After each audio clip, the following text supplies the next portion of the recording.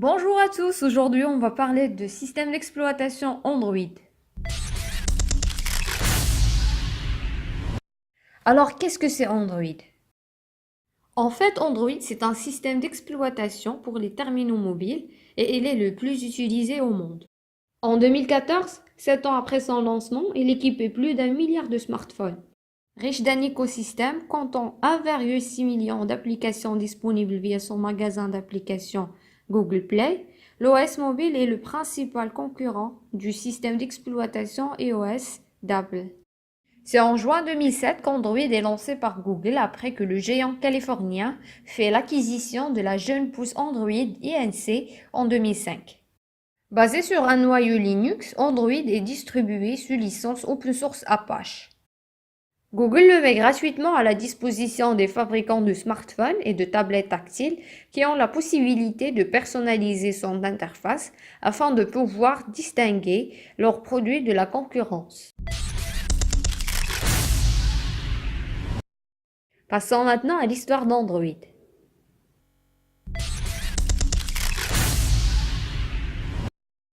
Si je vous dis Android, une grande majorité d'entre vous me diront Google.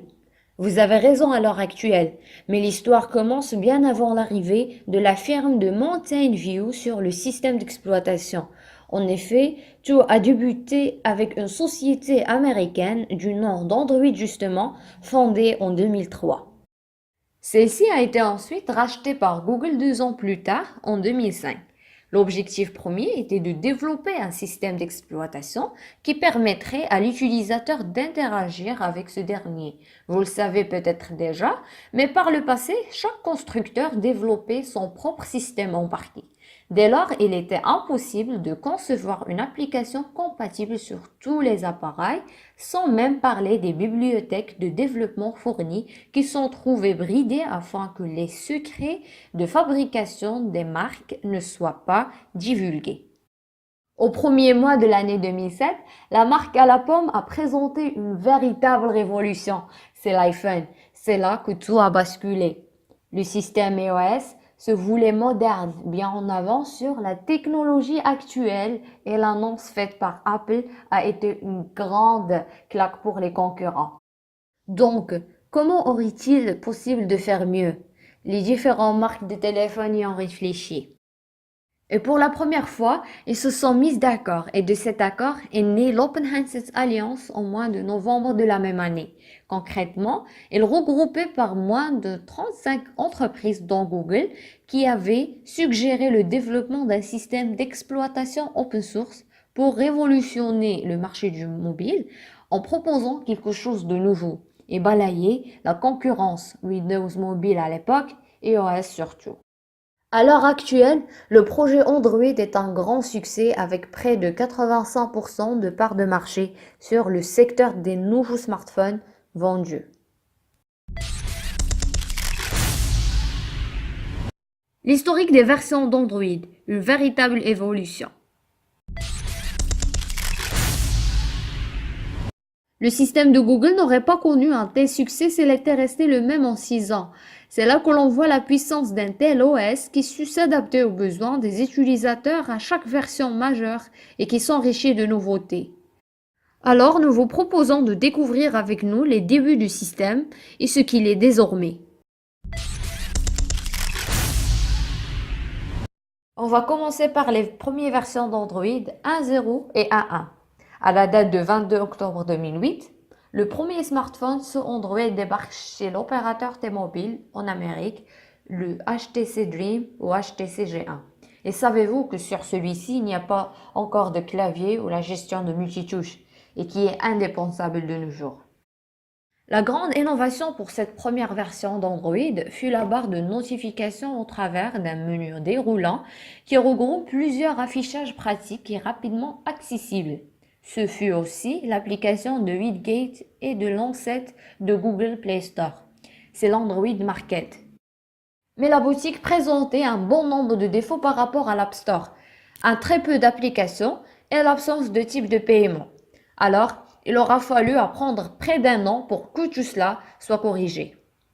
La mise à jour 1.1 dénommée Banana Bread en version bêta est vite arrivée dès le mois de février 2009. Il corrigeait de nombreux bugs. De plus, les mises à jour via OTA allaient enfin de démocratiser pour installer les futures versions de système en passant par une connexion Wi-Fi ou 3G. Donc tout allait pour le mieux et le bon avenir du système Buggeroid vert.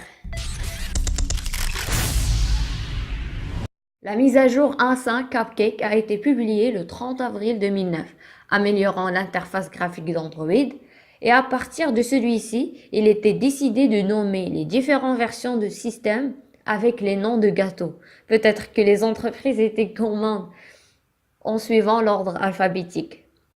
Cupcake était donc la troisième itération de l'OS, mais surtout la venue du premier clavier tactile et du presse-papier.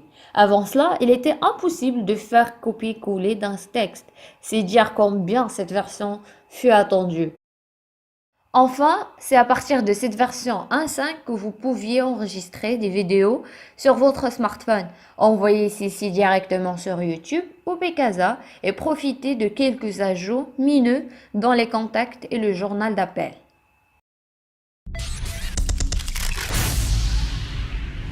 La version Android 1.6 qui est donnée offrait quelques nouvelles fonctionnalités comme la prise en charge du réseau SDMA et le support d'autres définitions d'écran.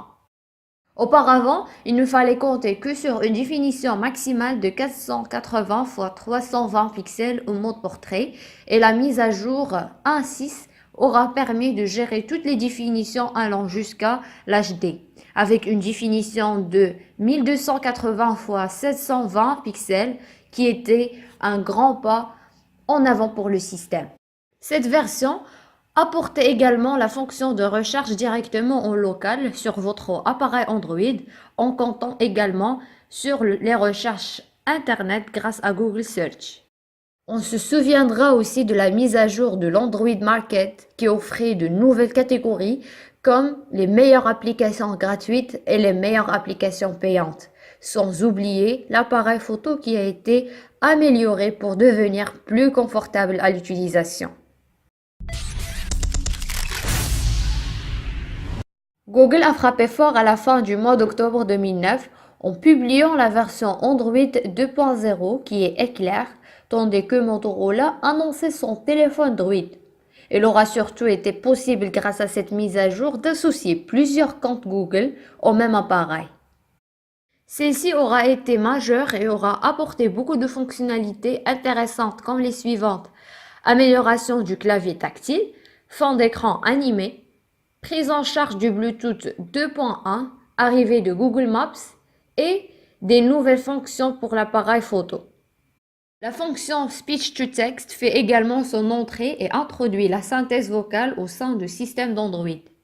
La mise à jour 2.1, quant à elle, n'était que mineure, mais on se souviendra que Google a travaillé sur son premier smartphone Android, le Nexus One, un bel appareil déjà et qui était doté du premier processus Qualcomm Snapdragon.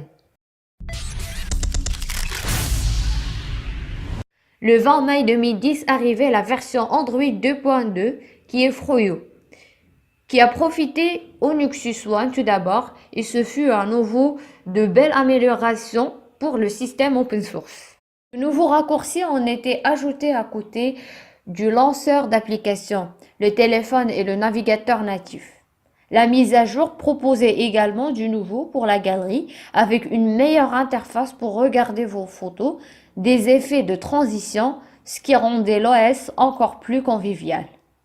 C'est une version particulière qui a apporté le support de Flash Player 10.1, la prise en charge des écrans ayant une densité de pixels de 320 et l'ajout du fameux écran de verrouillage à mot de passe ou code PIN.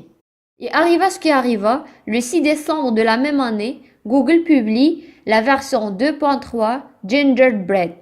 Il n'aura pas apporté grand-chose, mais surtout les améliorations sur la prise en charge et le support de la voix IP, le NFC, le capteur Fanta sur les appareils concernés et un passage au système de fichiers Exit4 que les amateurs de GNU Linux connaissent fort bien. Le Nexus S est né avec Google et Samsung. De plus, les 8 Gates ont subi une belle refonte et l'interface a adopté des tons verts et une nouvelle barre de notification noire. Notez également que les batteries de nos appareils ont apprécié cette mise à jour mineure qui aura été un vrai gain en autonomie. Dans toute l'histoire de l'OS, il existe une mise à jour, la 3.0, Honeycomb, qui fut réservée aux tablettes Android.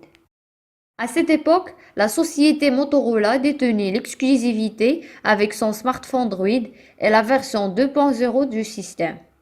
La tablette Xoom est née avec cette mise à jour Honeycomb et nous avons pu découvrir le nouveau virement de bord de la part de Google sur l'interface. Celle-ci arborait les couleurs similaires aux versions actuelles, une dominance du bleu, fini le vert et terminé le bouton physique. Retour et menu devenu entièrement tactile pour l'occasion.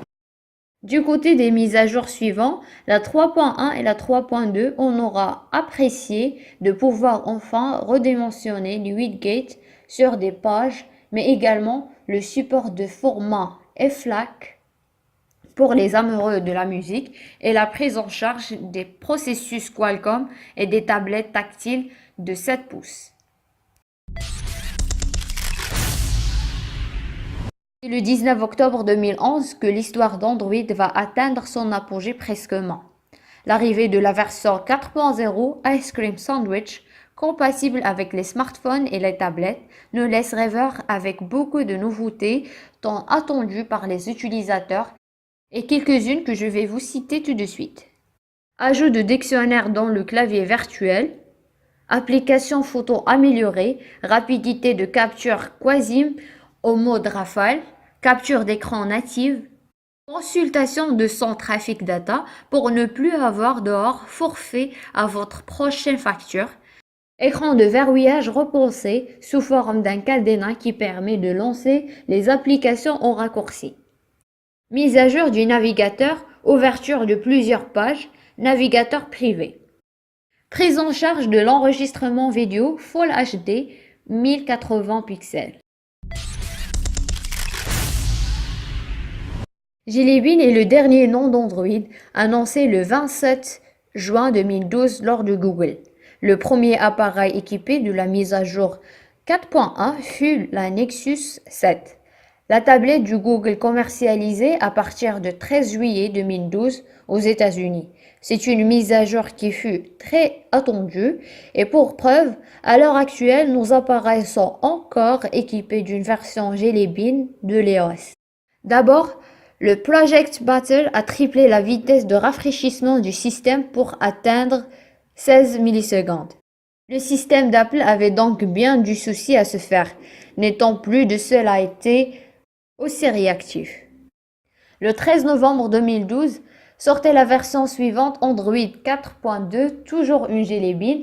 Avec cela, Google a fait l'annonce de 3 nouveaux dispositifs, le Nexus 4, le Nexus 10 et une prochaine Nexus 7. Une mise à jour qui a comme habitude apporté un lot de nouvelles fonctionnalités. Parmi elles, on aura remarqué la nouveauté du clavier tactile avec la fonction Sweep, permettant de glisser son doigt sur ce dernier pour écrire, un moyen très rapide pour envoyer vos SMS. En ce qui concerne les tablettes, ils pouvaient enfin profiter d'un système multi-utilisateur pour diversifier l'usage de votre appareil au sein de familles par exemple. Sinon, la version 4.2 a également apporté la fonction photosphère au sein de l'application photo dans le mode panorama, permettant de réaliser des clichés sphériques. Finalement, le 24 juillet 2013 sera la date de la dernière mise à jour Android 4.3 qui est disponible sur très nombreux appareils grâce à la mise à jour en OTA. De prime abord, la mise à jour 4.3 a délivré la restriction au niveau des comptes utilisateurs afin de pouvoir bloquer au nom des accès à certaines applications. On pourra également noter le support de Bluetooth Smart pour un transfert de données encore plus rapide en économisant de la batterie. C'est aussi le début des prises en charge d'Android Wear, les systèmes d'exploitation des smartwatches.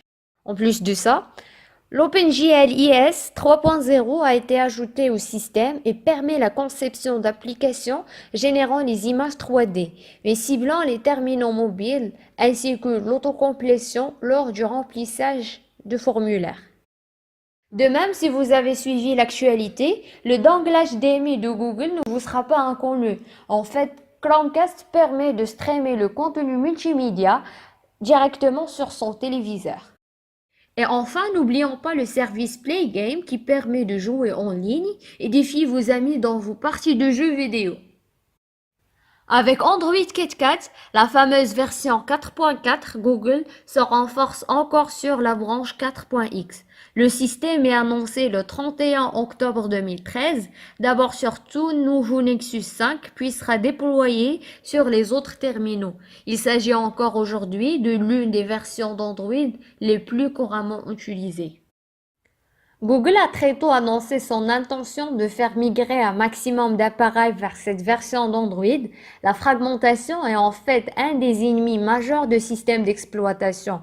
Et pour son opération séduction, la firme de Mountain View a largement revu la consommation de l'OS. Ainsi, les smartphones avec 512 mégaoctets de RAM, retrouvant ici une seconde jeunesse et donc la fluidité qui va avec. Android 5.0 Lollipop a été officiellement nommé par Google le 15 octobre 2014. De nombreuses mises à jour sont depuis en cours vers cette nouvelle version majeure qui fut disponible publiquement le 3 novembre de la même année pour les appareils Nexus dans un premier temps. Le premier changement qui saute aux yeux, c'est le matériel design. Google a décidé de revoir tout l'habillage graphique de son système d'exploitation, fini l'habillage holo introduit avec la version 4.0, matériel design fait la part belle aux couleurs et au flat design, soit un rendu au visuel plus plat. La sécurité était aussi au centre des occupations du système et le noyau a été largement revu en ce sens. Un autre changement graphique, c'est les notifications qui adoptent un nouveau look plus rectangulaire. Une belle nouveauté concerne les interactions possibles avec celle-ci. Suivant l'application qui l'a émise, il est possible d'entrer rapidement dans le soft et répondre en moins de temps qu'il ne faut pour l'écrire. Enfin, le dernier gros changement concerne le runtime du système. Ainsi, Lollipop marque l'abandon de la machine virtuelle d'Alvik au profit d'Android Runtime. Avec ce dernier, on nous promet de meilleures performances au niveau général du système. Que de bonnes choses donc pour les utilisateurs qui ont déjà adopté Android 5.0.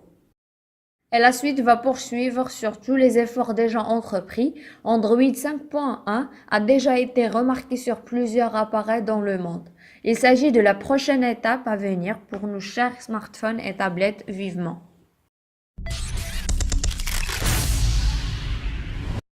Cette nouvelle version d'Android symbolise tout d'abord le passage à une nouvelle unité, mais aussi à une nouvelle friandise. Un changement assez radical pour une version qui était supposée originellement être la 5.2. Le surnom de Marshmallow a été officialisé le 18 août 2015. Côté nouveauté apportée, Google a souligné ses fonctions principales qui porteront Android 6.0. Mais en réalité, rien que la version développeur en comptabilise déjà une cinquantaine, que ce soit par les ajouts de fonctionnalités inédites ou d'amélioration de certaines déjà existantes.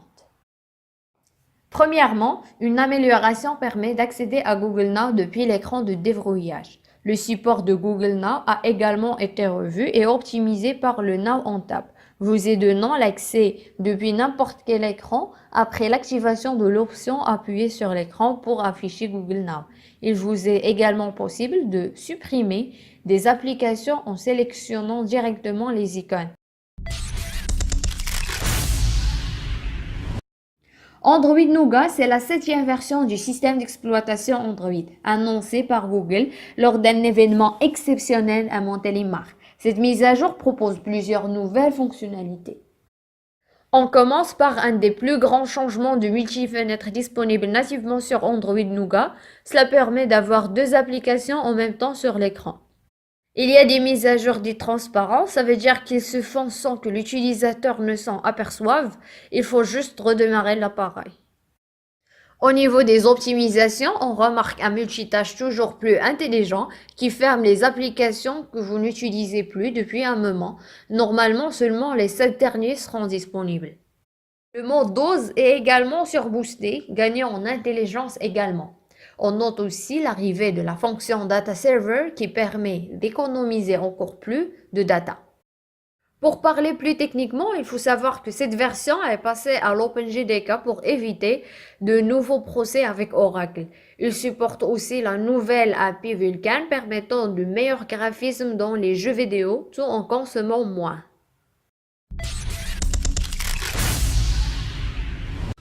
Nommée à partir du célèbre biscuit Oreo, cette 8e version a été dévoilée par Google fin du mois d'août 2017.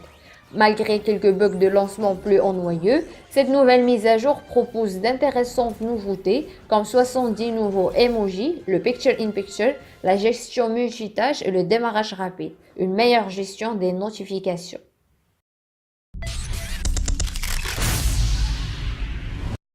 Vous n'avez pas de tablette Android, voulez-vous la tester sur votre ordinateur et gratuitement, cette partie est faite pour vous. Vous n'avez qu'à suivre cette partie pour savoir où télécharger et comment installer Android sur votre ordinateur et avoir une tablette sur votre PC.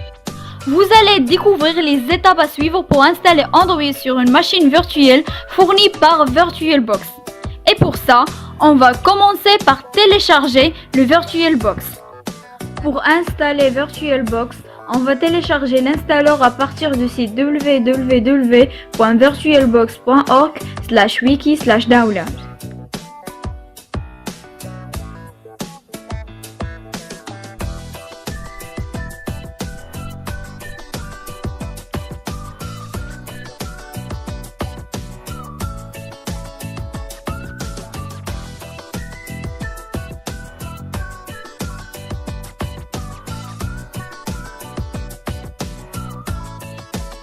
Après avoir téléchargé VirtualBox, un simple double-clic sur le fichier exécutable lance l'installation. Cliquez sur le bouton suivant, suivant, suivant, puis oui. Cliquez sur le bouton installer pour l'installation de VirtualBox. L'installation et la copie des fichiers commencent.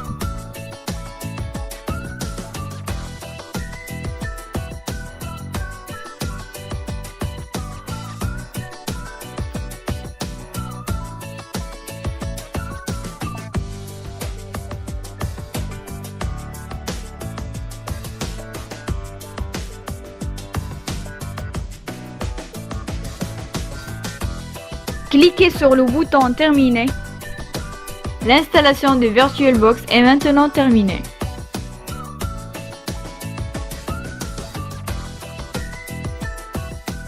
Dans cette partie, on va télécharger l'image ISO de la version Nougat 7.0 d'Android. Alors pour installer l'image ISO, on va accéder à un site. Vous allez le trouver sous la vidéo.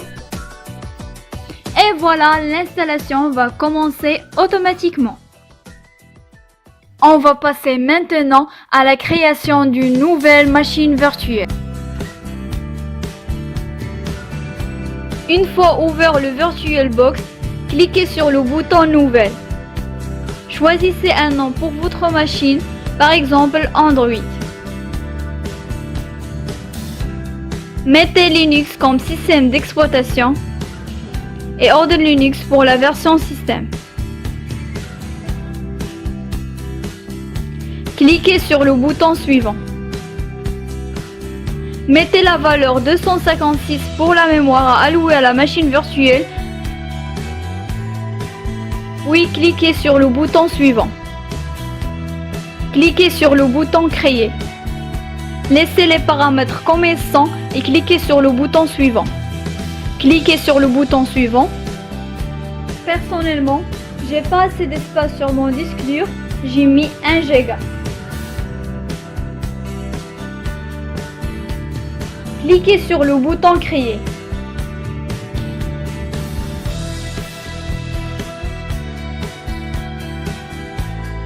passe maintenant à la configuration de la machine virtuelle et l'ajout de l'image ISO. Une fois la machine virtuelle créée, sélectionnez-la puis cliquez sur le bouton Configuration. Choisissez Stockage, cliquez ensuite sur l'icône CD et choisissez un fichier de disque optique virtuel. Sélectionnez le fichier ISO et cliquez sur le bouton Ouvrir.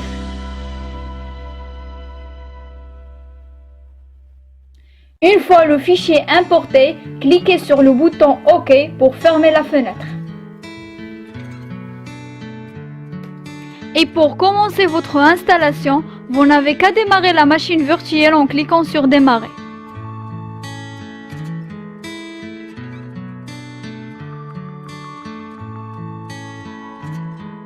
Une fois que la machine virtuelle charge l'ISO, utilisez le clavier pour faire défiler jusqu'à installer et appuyez sur Entrée.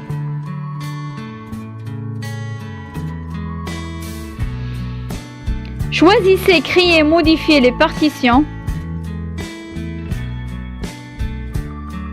No. Choisissez New en tapant la touche flèche droite de votre clavier. Laissez le choix Primary et tapez Entrée. Laissez la taille comme il est et puis tapez Entrée. La sélection sera dans un premier temps sur Bootable. Tapez Entrée pour ajouter le flag Boot à votre partition. Après cela, mettez Write pour écrire les changements. Saisissez Yes et tapez Entrée afin de valider les changements.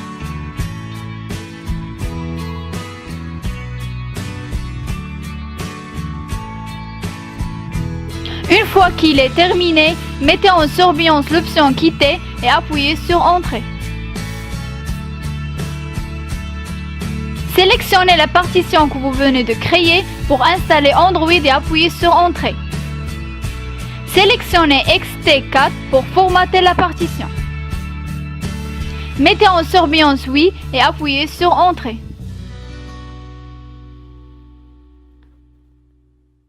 Choisissez Oui pour installer le chargeur de démarrage groupe. Choisissez Oui pour rendre le dossier système réécritable.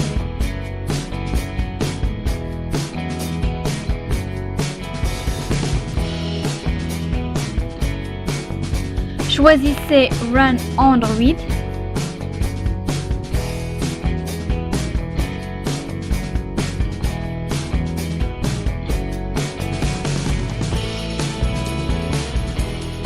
Et voilà, Android elle est là.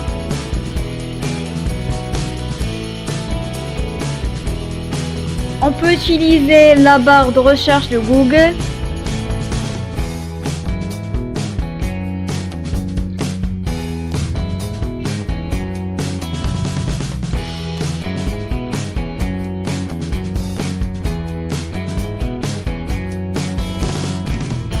Aussi Bluetooth.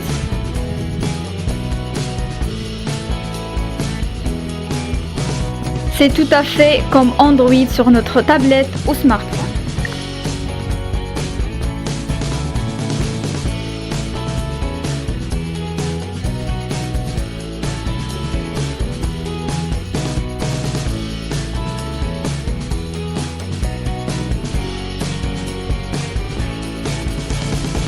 Et voilà, maintenant vous pouvez essayer toutes les versions que vous voulez sur votre PC.